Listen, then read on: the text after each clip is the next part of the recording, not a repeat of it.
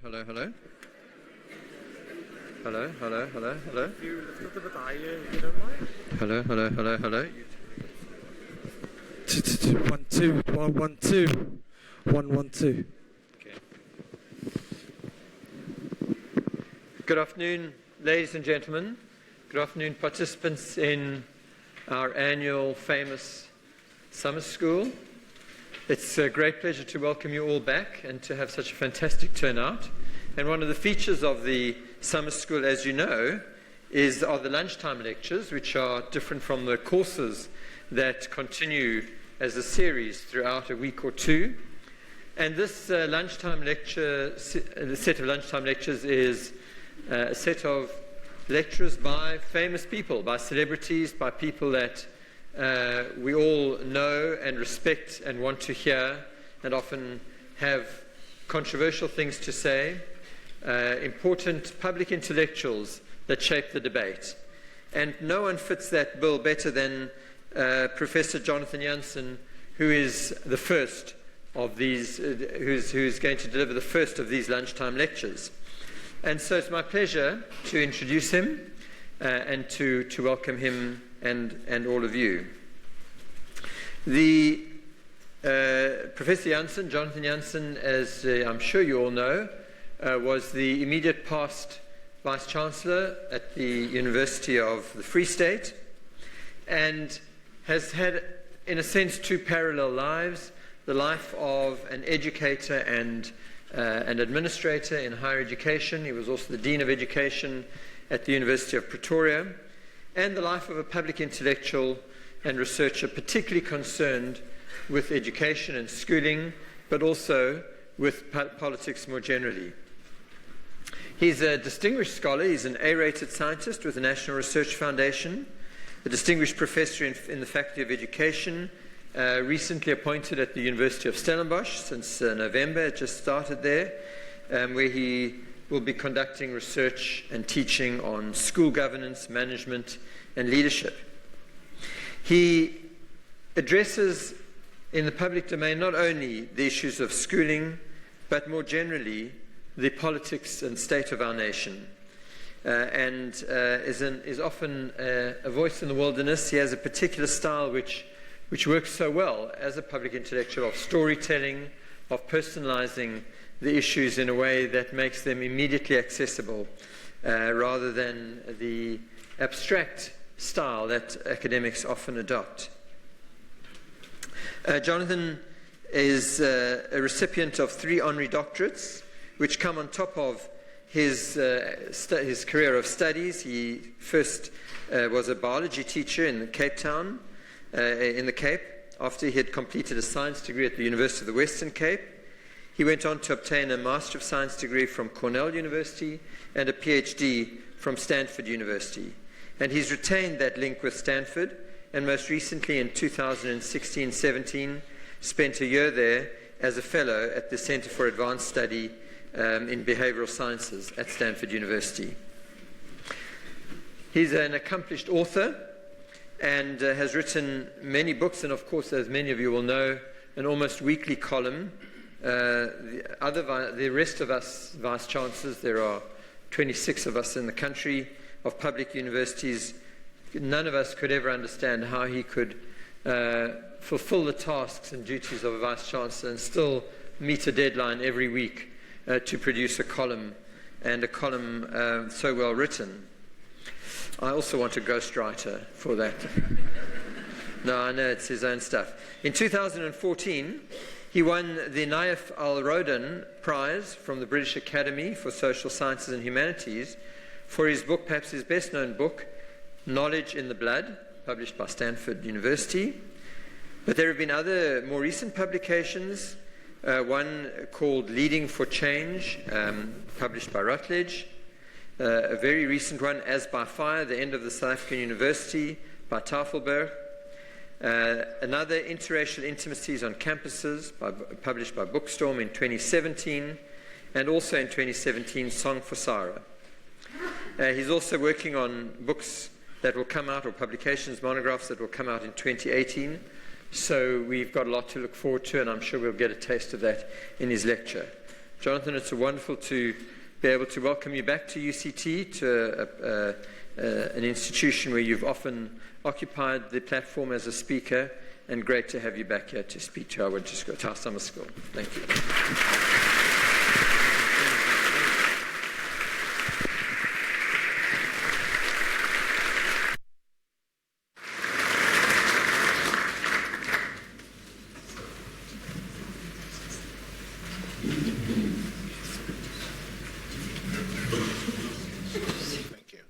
Good morning, everyone. Good to see all of you. Yeah, I spoke this morning very early, welcoming students from all over Africa, our continent, at the African Doctoral Academy in Stellenbosch. And I was telling them how incredibly interesting it is to work in South African universities and see how these institutions have changed over the years. And, you know, if you told me you would see 140 African students at Stellenbosch University in 2017, I would have told you, 10 years ago, I would have told you that's impossible. And so it's absolutely wonderful to be at universities, including this one, in the throes of change. You can't, yeah, okay, let me see. Is that a bit better? Must I raise my voice more?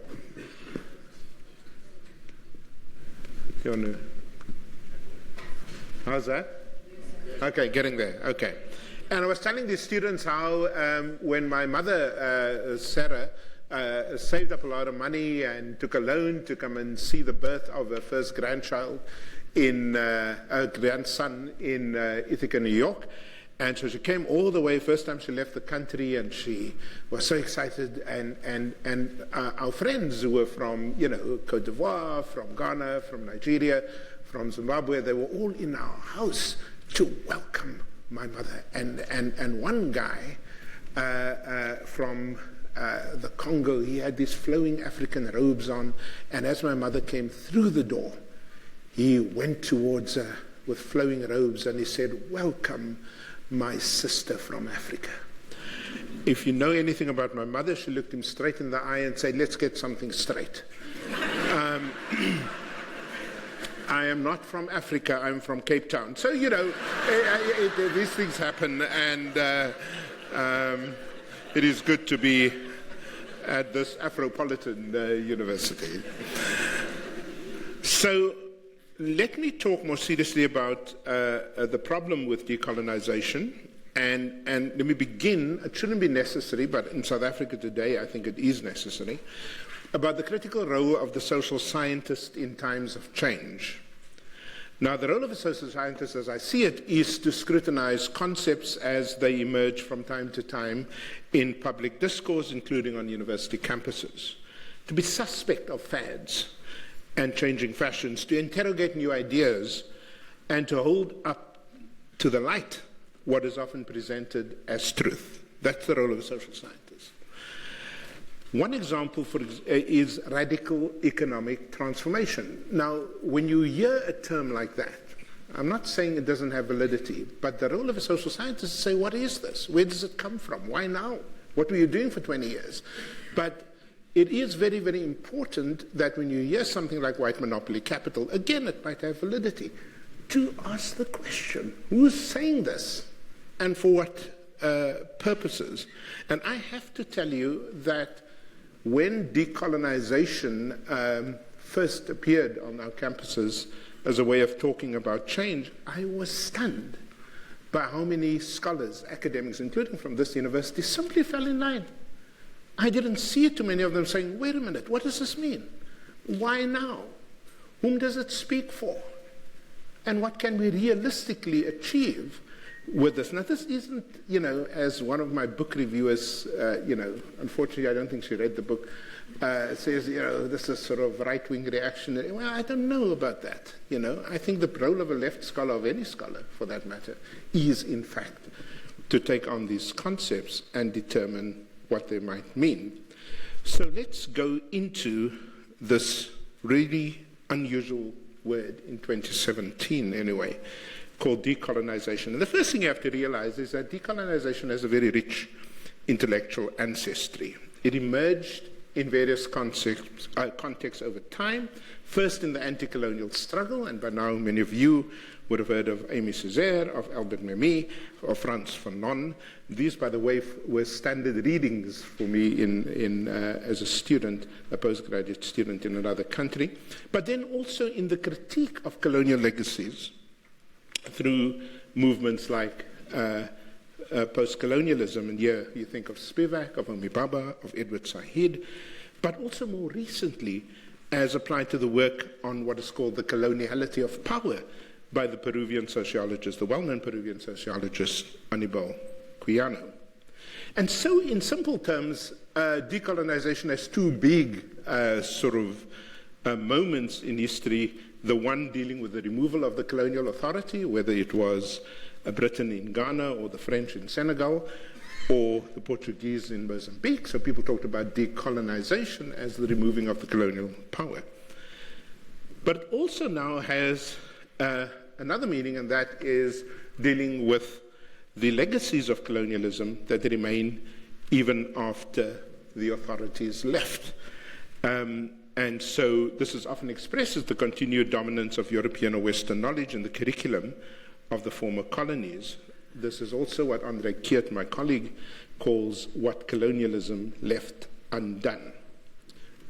But in the spirit of critical inquiry, what is the problem of knowledge in contemporary decolonial thought? It is not simply that knowledge was once centered on colonial Europe, but that it continues to present itself as universal knowledge to be applied everywhere. That being the broad understanding of decolonial criticism, there are different emphases depending on which part of the world you find yourself in. In the Latin American critique of the colonial legacy, this knowledge is rational and scientific to the exclusion of other ways of knowing. It is atomistic, breaking knowledge into small parts rather than offering a total view of society that includes those who are left out. It separates reason from emotion, subject from object, and body from mind. And you'll recall that this is often spoken about as a Cartesian or the Cartesian view of knowledge. This cold, clinical, and scientific view of the world therefore denies intersubjectivity, for surely the objects of study, such as the subjugated peoples or the colonized, are simultaneously human subjects with feelings, emotions, and desires that cannot be neatly separated from the methods of inquiry. Such legacy knowledge is also hierarchical in nature, presenting itself as authority to those who know, the colonials, and to those who do not, the colonized, as in the pedagogical or the educational situation. In the classroom, therefore, the exchange of knowledge happens within a power relationship between the knower, who is white, and the authority, and the known, the native subject. In the research situation, the white colonial authority is understood as human subjects that studies native cultures merely, as one critic calls it, ironical parodies, or oddities, in other words, as was the case with fields like ethnology, anthropology, and on our home turf, volkerkunde. The decolonization task in the final analysis is to, and I quote, to liberate the production of knowledge from the pitfalls of human rationality and to clear the way for an interchange of experiences and meanings that are universal, blah, blah, blah. Okay, so that is, by the way, for those of you interested in the footnotes, send me an email and I will send you the full paper. In the African or the South African meanings of decolonization, the critique has focused largely on matters of knowledge and identity. That is, the question of whose knowledge is at the center of the contestation over the curriculum. The intellectual leadership for this position came from scholars like Ngugi wa Thiong'o from Kenya, as in his famous criticism of the centering of European knowledge in the teaching of English in early post-colonial Kenya. Since then, numerous African scholars have expanded on the ways in which Eurocentricity continues to characterize school and university curricula in the post-colonial period. In the recent protests of 2015-16, decolonization was often presented by students in the form of an emphatic Afrocentrism, sometimes in charged and even extremist language, such as This is a UCT student. The current curriculum dehumanizes black students. We study dead white men who presided over our oppression, and we are made to use their thinking as a standard and a point of departure, and so on and so forth. But how valid is this criticism, both in its Latin American and African variations in the context of South Africa? This requires some attention to what the decolonial criticism is responding to, which is the colonial project. Now, in formal terms, South Africa's social history, as you know, was not always one of colonial occupation. Our 20th century history was dominated by a social system of segregation in the post-Union years and apartheid, and for the past 2 decades, by the way, by a democratic state that had control over most of the levels of power, including the curriculum. And it is useful for purposes of distinction to speak of the relationship between the state and knowledge in these various episodes, colonialism, apartheid, democracy, and to speak about it as knowledge regimes. Now, this is a long story, so I'm just going to give you a little snippet of what I mean by knowledge regimes. So knowledge regimes, for me, is the dominant and authoritative forms of knowledge, often originating in the state, which determines what counts as official knowledge in a nation's educational institutions. Now, let me just say something here, because it's bound to come up if I don't say it now. That doesn't mean that you move from the colonial era, Dutch or British, into apartheid as a neat split. That, of course, never happens anywhere, okay? Nor does it mean, by the way, that you move from the apartheid situation to the post-94 settlement without vestiges of the past clinging to the present. But it does mean that when we speak about decolonization, it requires one to be precise with respect to the context of usage, where, when, and what questions. And one of my best friends in this area is a former academic leader on this campus called Solly Benatar. And Solly and I and Milton Shane had dinner the other night, and Solly said to me, no, you got it all wrong. You know, when people use decolonization, they're actually using it as a metaphor, so it can mean anything that we wish to refer to. I said, my dear doctor, diabetes is not hypertension, and hypertension is not nephritis, and therefore, just as in the medical sciences, in the social sciences, you have to be precise. I mean, that's what you do in universities. You know what you're talking about, and you give the concept a particular meaning in its context. But it is an interesting point, because I think it's right. I think decolonization, as I'll show later, has often become used, just as another colleague here, John Higgins, talks about free education, or free higher education, having become a metaphor for other things beyond paying your registration fee and tuition fees and so on and so forth. So I don't think that's incorrect, but I am insisting that from the point of view of those of us who work in universities, it is important to know what the concept means and how that meaning changes over time in particular places.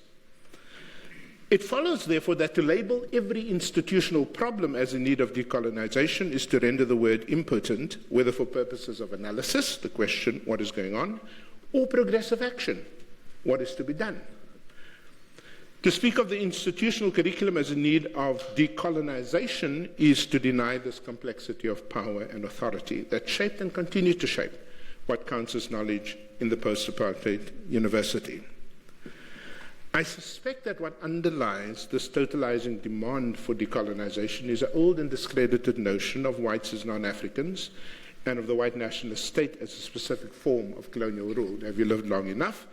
You revert on the left here in the Cape, something called colonialism of a special type. Nobody uses that terminology anymore. The recent posting by the head of the ANC Youth League, wishing matriculants well in social media for their final examinations, including the qualifying phrase, we wish matriculants well, especially those of indigenous descent. And I responded to him and said, why must you single out my Khoisan ancestry with that statement? It is a sentiment, unfortunately, that is shared by not a few so-called radical elements, that whites are in fact non-indigenous and therefore the artifacts of racial production are necessarily foreign or colonial, if you wish. Now, again, let me make this point. This doesn't mean there aren't vestiges of colonial thought and knowledge in our institutions. The prominent, once campus-based statue of Cecil John Rhodes was perhaps the most visible example, nor that all such vestiges are necessarily negative. University education in English is a prime example. As I said to a group of students who got very angry with me, I said, do you really want to decolonize South African society? Get rid of football. That didn't go down too well. But it does mean that when we speak of colonial knowledge, oh, by the way, talking about soccer, I'm a Spurs fan, so I just want to be clear about this. But that Liverpool-Manchester game was amazing. I mean, absolutely, absolutely amazing. And so the point is that colonial knowledge is not the same as apartheid knowledge. Okay, now I know there are colleagues, including some friends of mine here at UCT, that says, no, apartheid is just a special form of colonial or coloniality. I beg to differ, certainly in the case of the problem of knowledge. For example, it is not, its referential framework, apartheid's referential framework was not empire at all. In fact, it went to war against empire. Its referential framework was Afrikaner nationalism. It was not English that defined its curriculum mandate, but Afrikaans, with disastrous consequences. And so to be reckless in saying this is just another version of what we had under colonialism is, I think, disingenuous. And it is not the same as generally offensive knowledge, by which I mean knowledge that, whether it's in the former colonies or in the metropole, that remain deeply offensive. The White House is a very good example of this at the moment. You know, when it comes to issues of race, issues of gender, issues of class, issues of disability, issues of xenophobia. And so just to wipe all of that out, or put all of that under the canopy of decolonization, seems to me to be sloppy social science. The curriculum in South African universities, broadly speaking, is of course afflicted by one or more of these vestiges of knowledge, colonial, apartheid, and generally offensive.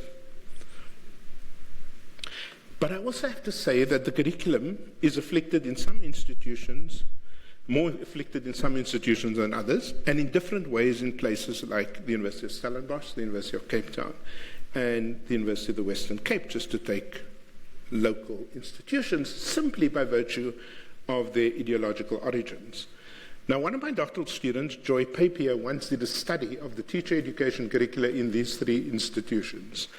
And did you know something, that you could determine whether a dissertation came out of UCT or Stellenbosch simply by reading the abstract? That is, without even looking for the name of the institution. Because if it was from UCT, you were guaranteed that the social theory, or the theorists being referenced, were people like Bourdieu, people like Bernstein, people. You just have this whole row of English and Frenchmen, and you say UCT. When you went to Stellenbosch, it was very, very clear, without even looking at the name of the place, that this was Milan, Van der Merwe, Scholz, and Bogenpoel. And when you went to UWC, you knew it was a UWC because it was Paulo Freire, Karl Marx, and any number of third world theorists. That means that when you use the word decolonization, you really have to look at what does that mean in terms of knowledge produced, people referenced, and so on and so forth in each specific institution. But what does it mean to say the university curriculum is colonial? And as I said in the book As by Fire, which I believe is outside, in South Africa, this is often, and in Africa, been focused on the centering of Western or European knowledge. Now, this is of course true.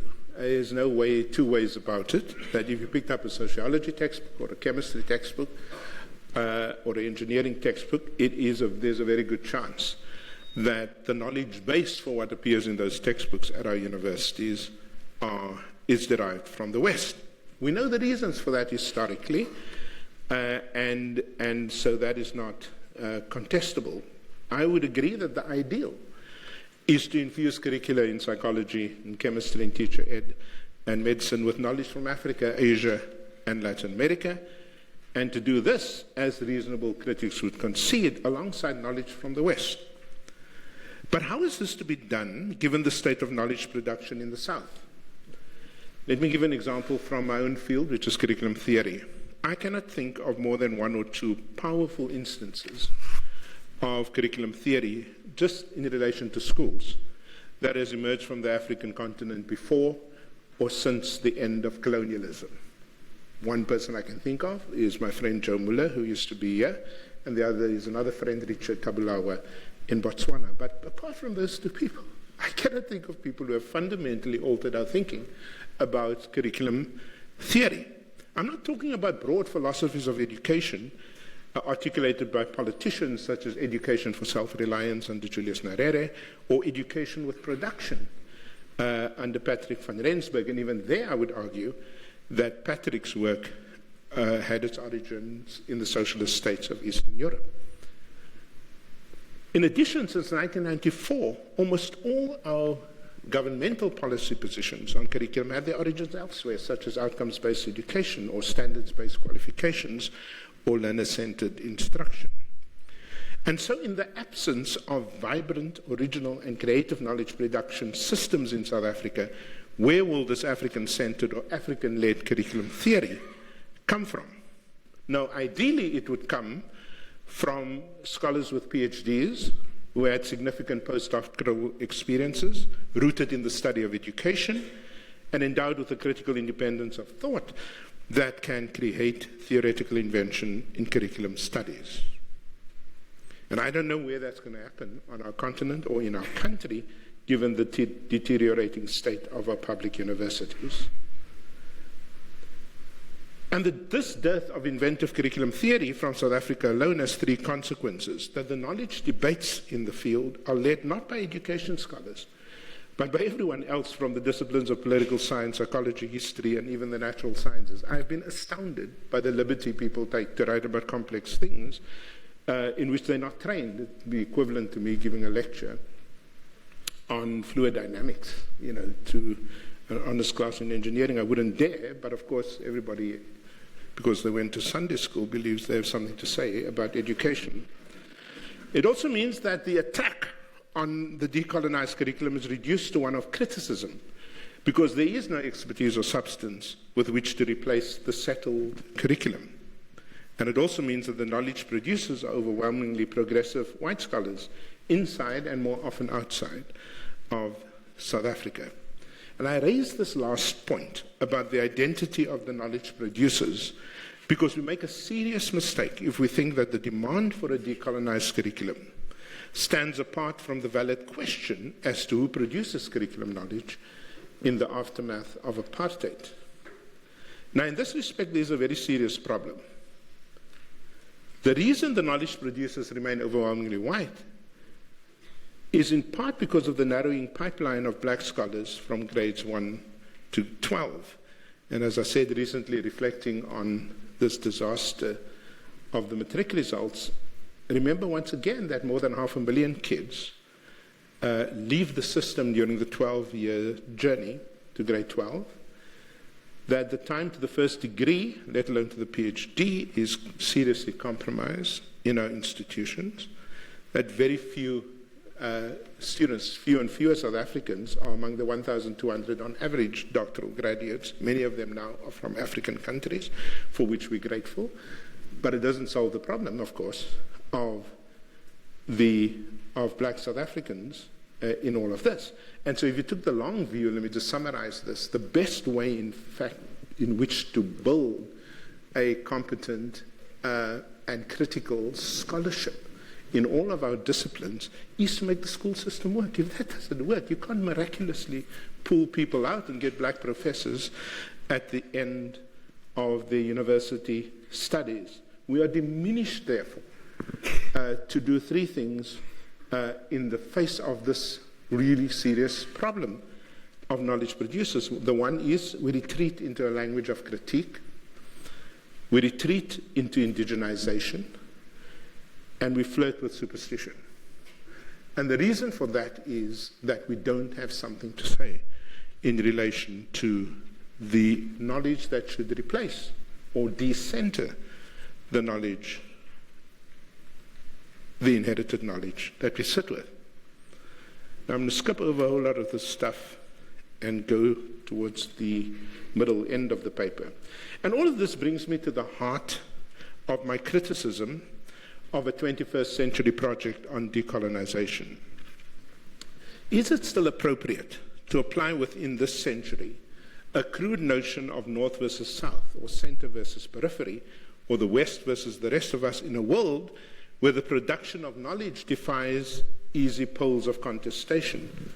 Such binary thinking might have worked well in the anti-colonial struggle, but surely requires more refined thought this side of colonialism and apartheid.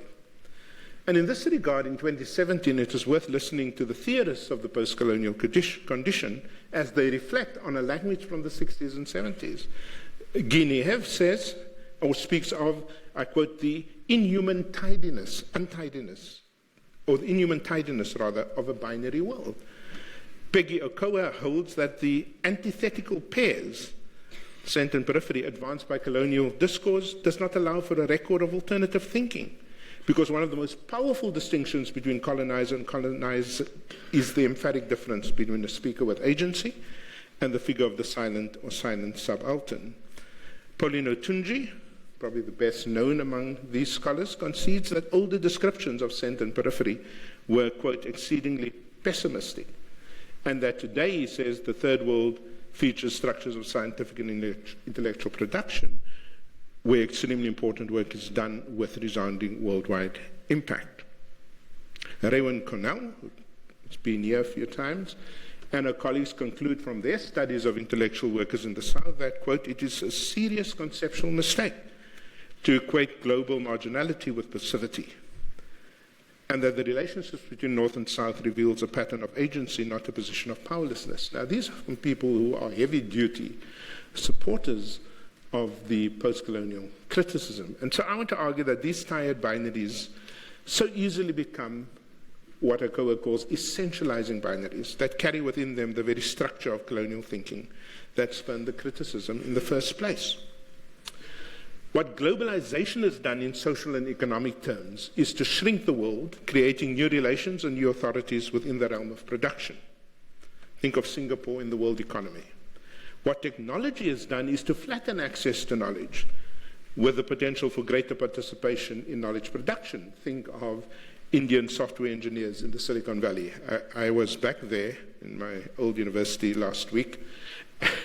If you said to me, what's the big difference between the early 1990s when I left Stanford as a student to now, is one of the biggest difference is how brown the place has become. It used to be incredibly white, Palo Alto, Menlo Park, San Jose, and so on. Now it's brown because of the flood of Indian software engineers, among other nationalities, that work productively in the Silicon Valley. And what democracy has done is to open up opportunities for Southern scholars to lead major research programs with a global imprint. And here I want to think of particular South African scholars in the Global Academy. Now, one of the most interesting people I've met is, I think, the head of your medical school here, Bongani Mayosi, and I went to interview him the other day. And it was fascinating to me that here was a leader in the context of research on the relationship between poverty and cardiovascular disease, right here in Africa, right here at the Southern Tip. I also interviewed one of the Karims who do work on HIV/AIDS, and in particular how to protect poor women, from being infected with HIV, and they are leaders in the world in the respect of this particular pandemic. And then, of course, somebody who I literally went to interview in Sussex to bring to the University of the Free State with his wife, Melanie Walker, who's a tremendous scholar in her own right. But Ian Vermister, as you know, in the Free State, does the leading work in the world on Southern African mining histories. Now, why am I saying this? They're obviously too few in the context of my earlier argument. But there's 5 defining characteristics of these scholars that I'm writing about. First of all, their projects are led intellectually from here, from South Africa. Number 2, their content is African in terms of the subjects of study. Number 3, their work reflects a rich collaboration with academic colleagues in the West. Next, their research attracts postgraduate students from the West. So on any given day, Ian Phimister in the Free State of all places would have in his seminar rooms students who come to study mining histories under him and his colleagues from Oxford, from Cambridge, from Sheffield, from any number of universities in Texas, and so on and so forth. And this seems to me to destroy this notion completely of a center and a periphery that has remained stuck like that since the 1960s. Now, that worked under dependency theory. It certainly doesn't work under globalization today to continue to define the world in that way. And finally, their research increasingly affects curriculum transformation across other university departments. Now, these are not, therefore, simply the achievements of individuals, but point also to the reproductive capacity of African-led scholarship across research and teaching programs. In other words, to emphasize the point, what we have seen is an ongoing shift in the locus of authority for knowledge production, particularly within the leading universities in South Africa, and that defy these simple polarities of thinking that I spoke about earlier. Now, it remains the case that the damning feature of even present-day ruminations on coloniality is, or features are, first of all, its repetitiveness. So I've read everything I could lay my hands on in the English language, and I'm just amazed at how incredibly repetitive it is to sort of keep talking about the colonial thing and the colonized as if the world is still stuck in that. Its lamentations, its orthodoxies, Western colonial, African scientific rationale. By the way, and also its misrepresentation. So let me just give you an example from curriculum theory. It turns out that there is no solid West in curriculum theory. Just like people often talked about the solid South in the context of slavery, there is no solid West. The West has, since its inception, always had within its boundaries the critics.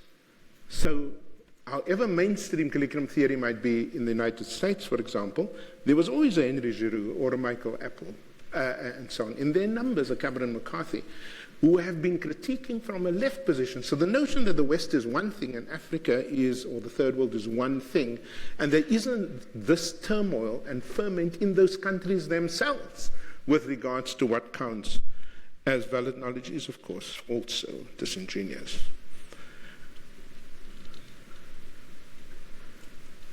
And this brings me to a very significant dilemma in our curriculum deliberations in South Africa, something I wrote about in the Times, as Max was referring to, and that is a disproportionate concern with, and even an obsession with, what I call knowledge of the past.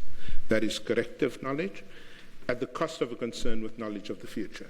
Now, as an amateur historian, I am concerned about knowledge of the past and its legacies in the present. But if that is all you do, if the only thing you have to talk about is how evil the knowledge of the past was, then I think we are really screwing our kids. Because in addition to having that knowledge, you have to have a knowledge of the future, what I call prospective knowledge. That is, what are we going to do to prepare our children for next generation? So it is my view that an entire generation of black students will be excluded from the benefits of the Fourth Industrial Revolution by virtue of the systemic failure of the public school system with respect to basic functionality on the one hand, and official oblivion to what I believe is the most important curriculum question for now. How do we prepare these young people for successive waves of technological innovation? In other parts of the world, as I saw again last week, school children learn to code on a large scale. They learn about artificial intelligence and automation.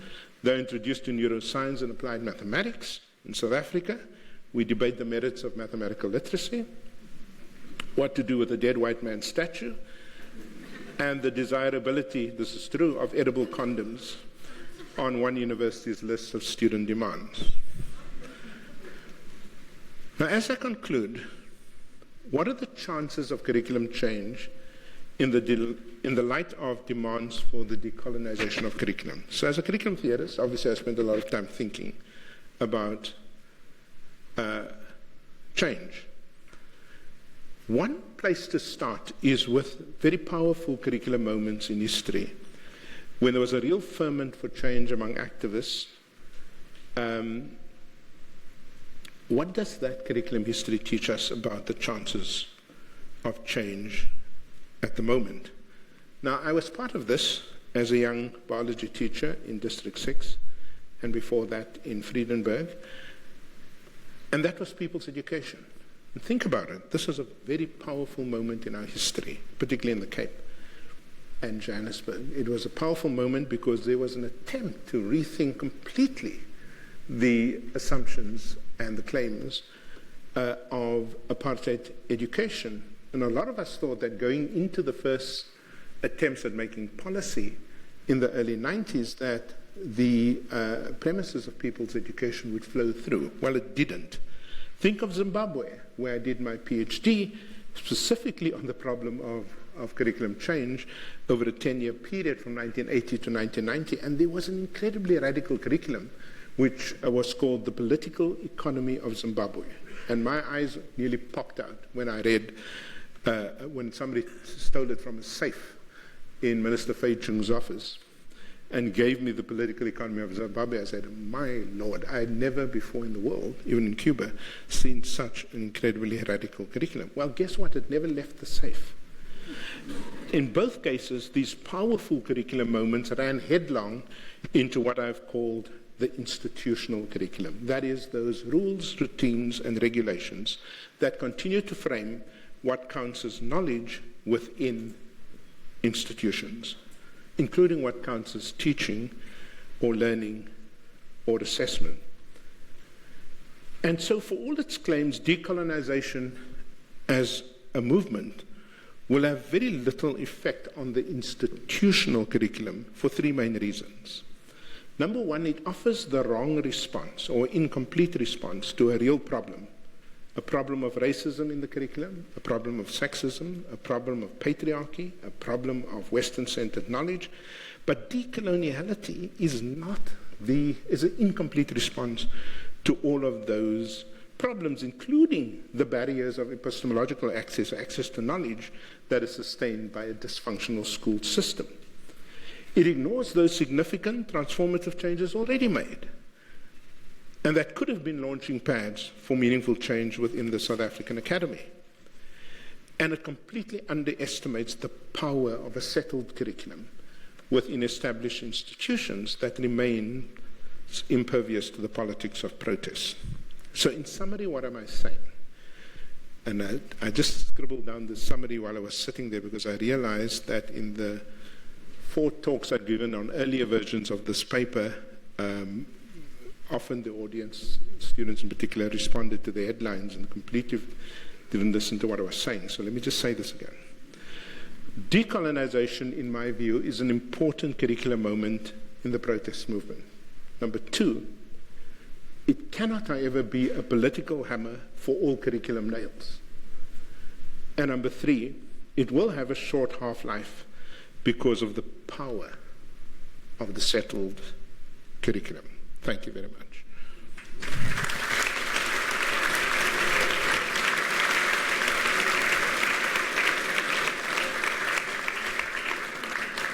Now, we have 15 minutes, and is Max still here?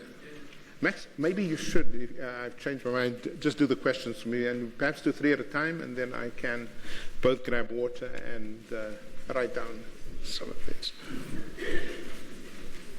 Well, let me say thank you to start off the questions. A very balanced and critical view, as we would expect from you. I can't see the hands at the moment. Maybe we can just go to the last.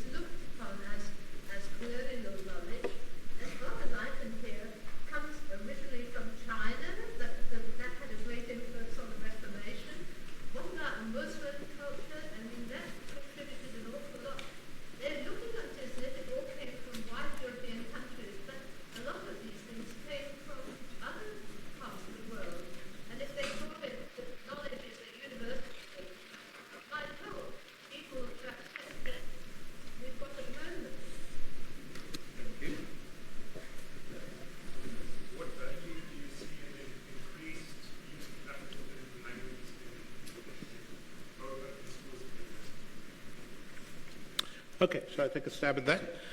So first of all, I'm not a China expert, but what I do know, China's a predominant interest in Africa at the present moment. If you've been to Botswana, you see this incredibly ugly, huge glass buildings is popping out of nowhere. And you're very, very aware of the fact that China is here with regards to infrastructure, China is here with regard to influence, and of course China is here with regards to economic access to these markets and so on and so forth.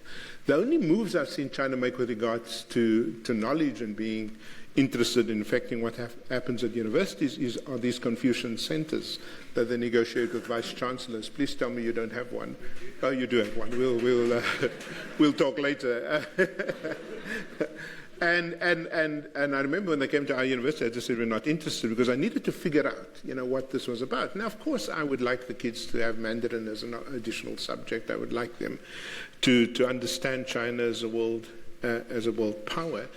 But I'm not so sure it has yet the same kind of or potential impact, certainly on knowledge, than it might have in the economy. I think it's absolutely correct to say that the one thing I don't hear people talking about is we all start as if this country started with colonialism, and then with Dutch colonialism in the 17th century, and then, of course, apartheid later on, and so on. But actually, nobody talks about the effects of pre-colonial institutions on education today. Let me give you an example. There's not many studies, unfortunately, but there's about 3 worth reading.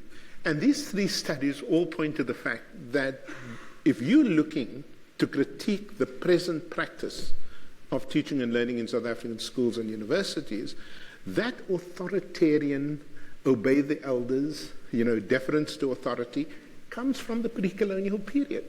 So the assumption, of course, is that what colonialism did was to disrupt a really healthy, wonderful, view of education in the past. Now, and there were some of those things that were good, obviously, but actually a lot of these ideas have their origins in a very authoritarian based education system in the pre-colonial period. And I don't think we've accounted for that. We've not accounted adequately in all these critiques for slave education and the terms of slave education and so on and so forth. So that's a problem. And then the value of the African languages, obviously when you talk languages, I'm at Stellenbosch University now, if you just say anything negative about Afrikaans, people go for your kneecaps. But language is a very sensitive issue, and if languages were simply about communication, it would be an easy problem to solve. But it's not about communication, it's about culture, it's about identity, it's about people's sense of feeling worthwhile. I absolutely love African languages. I pushed very hard when I was a Vice-Chancellor for us to really develop in a serious way the African languages on campus. And I didn't see much energy from African languages scholars to do this in a creative way. I think in the context of schools, it's not a major problem at the moment. I've not yet met one black African mother whose child was in the foundation phase who said to me, I want my kid to learn in Chivenda or in isiZulu. Not once. Because they figured out the way the world works. They figured out the way the economy is structured. They figured out what the language is people use in Parliament. And they say, my kid must get into English as soon as possible. Now that drives people crazy who are language activists on both sides of the ideological spectrum. But the truth is, as the research of Nick Spall and others have shown, our primary reason for kids failing in the early grades has got very little to do with mother tongue instruction and much more to do with the poor quality of teaching in any language. And that is a major, major problem. So I think in a perfect world, having a transition, as most countries do, from mother tongue into English at around grade 4 is a really good idea. I think it's lovely for kids to know more than one language, and especially the home language. But I also think, given where we are at the moment, we just got to get teaching right. I mean, when you realize, as you probably saw, that 78% of our kids can't read for understanding in grade 4, you've got a major problem that is not reducible. I really would hope that our universities can find ways of promoting African languages, both as a matter of social justice, but also as a matter of access to some very rich languages. But that depends on having people who are willing to do that with the necessary energy and enthusiasm. Yeah, sure. How would you reform the school curriculum and the systems that are in place there at the moment? Okay.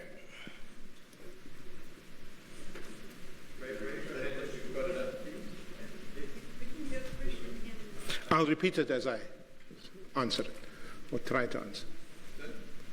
In the past, we've heard much quality of indigenous knowledge systems. Do we understand you to say that the quality of indigenous knowledge systems hasn't been strong enough to affect the decolonization concept? Okay, I was hoping not to speak about that, but you put me in a corner. I'd like to ask Professor Jansen whether he will give us, in scientific terms, a definition of decolonization.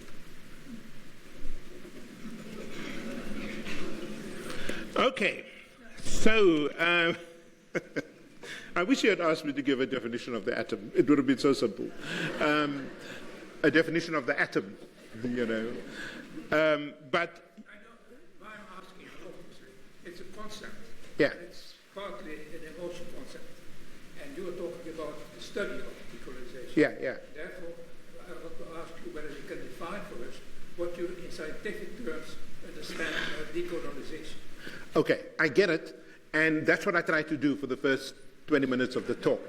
And but let me be fair. If you're saying for a scientific there's no such thing, you know. In other words, if your frame of reference is the way we do it in the natural sciences, you can't do that in the social sciences. The thing is, these concepts are so imbued with history, with politics, with emotions, and so on, with culture, with time, you know, etc., that what decolonization means in Argentina is completely different from what it means in Kenya, for example. And that's the difficulty, so to narrow it down. So what I try to do is to give the nuances associated with the attempts to speak about decolonization. Then, with regards to the school curriculum, you know, it's very, very simple. What did we do wrong, first of all? The first thing that we did wrong is to make a simple thing very complicated. South Africans, when they run out of ideas, you know, they use big words and so on. So remember outcomes-based education? I mean, you didn't have to be a teacher I was a teacher. I knew this thing was going to be a disaster. Because first of all, you completely ignore what the teachers already know, however weak that might be, and you come in with something from outside that even I didn't understand. And I and my students sort of talking very confidently in the Department of Education, National Department of Education, and I said, you don't know, you can't spell epistemology, what are you talking about? You know? So I think the first thing to do is to be very simple and very straightforward in dealing with the school curriculum. The first thing that you need to do, okay, is make sure the kids can do the basic things right. Can you read? Okay. Can you write? Can you compute? Can you make an argument standing up? Okay? And just do those basic things. And then provide the conditions under which that can happen. One of which is make sure that every teacher attends school every single day. The research shows, no, this is really weird, because we're the only country that I know of in the world where kids in township schools receive 1/3 of the instructional time that a kid gets at Westerford. This is ridiculous. So even if the teacher just shows up, there's a revolution, okay? Even if you don't know what you're speaking about. So it's one thing to change the curriculum. People forget this. It's another thing to have enabling conditions that make the curriculum work. But you can't, in the rural Eastern Cape, have a fancy curriculum and the kid drowns in a pit latrine in Limpopo or doesn't have a roof over their heads, you know, in Mission Vale. So that's our problem at the moment. It's not just the curriculum, it's the enabling conditions. So once the teacher shows up, you've got to make sure that teacher knows enough content and knows enough about how to deliver the content. Okay? We're very far from there. It's very, very simple. And what I hope President Ramaphosa will do if the ANC wins the next elections in some way, is as a first step to sit down with SATU and say, you're responsible for teachers. You are not responsible for disrupting the education of the children of the poor. Especially not while your kids are at Saxon Bishops. Then, on the context of indigenous knowledge systems, I get very, very nervous. Because indigenous knowledge, and I've got a longer critique about this, and I'm not the only one who's written about this, it has very often come to mean in South Africa a lot of noise. So I see some eloquent statements in books about indigenous knowledge systems, and I said, but where's the meat? Where is the curriculum? I don't see much of that, okay? Secondly, why call it indigenous knowledge systems? Why just not talk about local knowledge?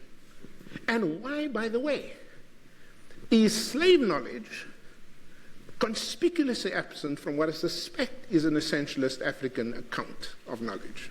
We need to be honest and open about this. Have you ever seen this stuff in any of this literature from UNISA? UNISA's got huge numbers of people working on this. So I think a lot of it is bluster. Very little of it I see in curriculum terms showing up as a knowledge. So I'm not so sure that this isn't another essentialist gimmick, in the name of a narrow Africanism that has been. The fact that we must study and do study local conditions, a lot of us do that. That's all I do. Okay, the fact that the way we think about it theoretically has origins from several different continents is also quite useful. But no, I'm not a fan.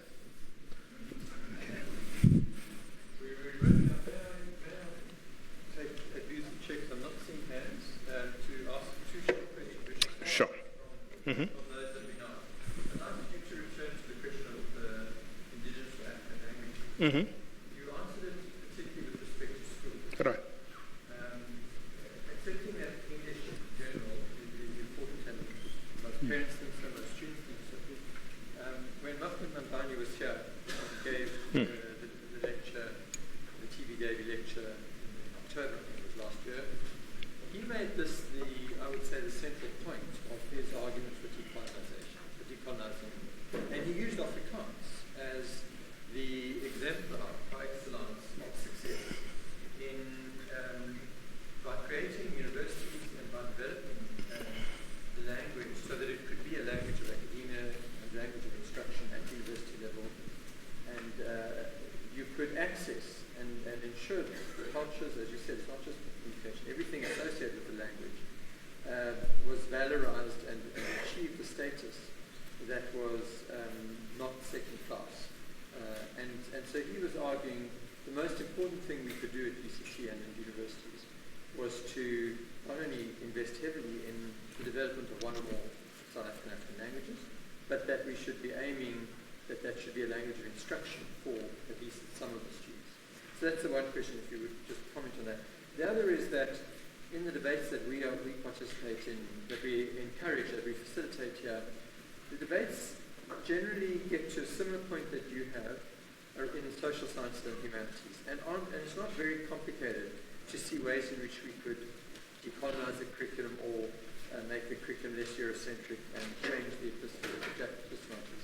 But it's much harder to see in the natural sciences what that really means, and whether you could comment on is it different? Is there a particular slant or meaning, different meaning that decolonizing curriculum has when you're talking about maths, physics, or right.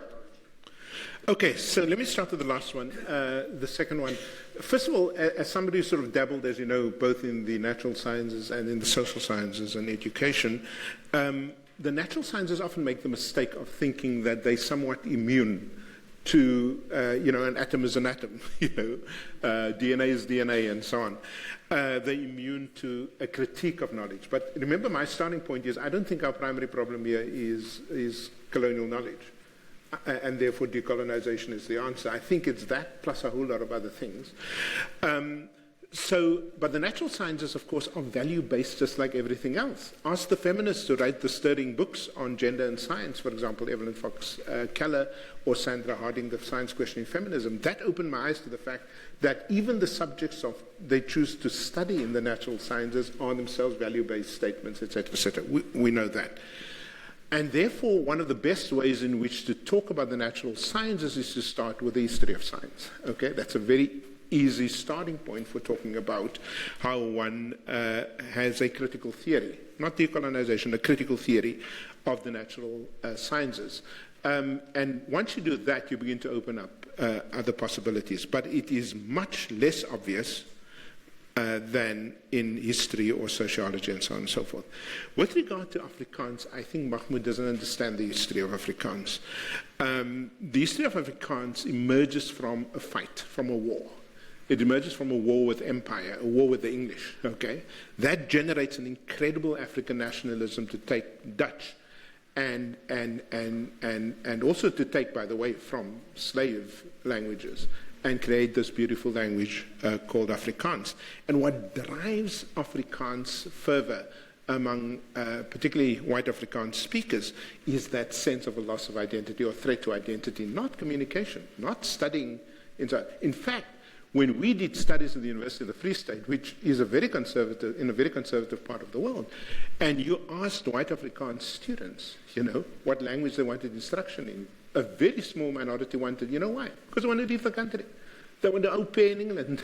They want to do their postgrad studies in the US.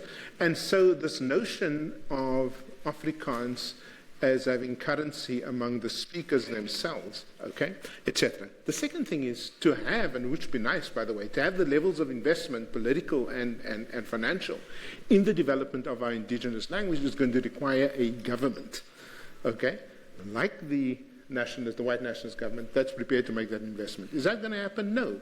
And as Neville Alexander often put it in his very simple style, Neville Alexander would say, our problem is you'd never hear the German Chancellor speak English in their parliament. That's our problem. Yeah.